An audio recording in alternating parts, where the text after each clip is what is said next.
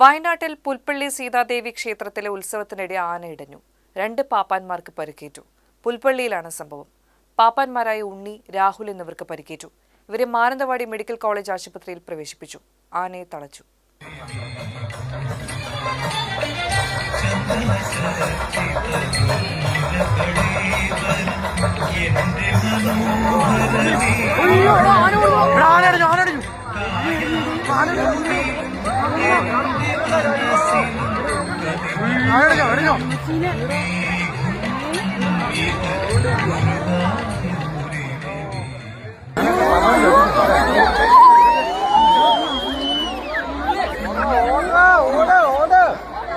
ഇന്നലെ രാത്രി 10 മണിയോടെയായിരുന്നു സംഭവം. കൊല്ലത്ത് നിന്ന് കൊണ്ടുവന്ന ആനയാണ് ഇടഞ്ഞത്.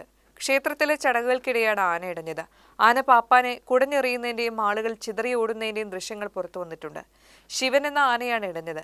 ആശുപത്രിയിൽ പ്രവേശിപ്പിച്ച പാപ്പാന്മാരിൽ ഒരാളെ തിരികെ കൊണ്ടുവന്നാണ് ആനയെ പൂർണ്ണമായും തളച്ചത്. പാപ്പാന്മാരിൽ ഒരാളുടെ കാലിന്റെ എല്ലിന് പൊട്ടലുണ്ട്.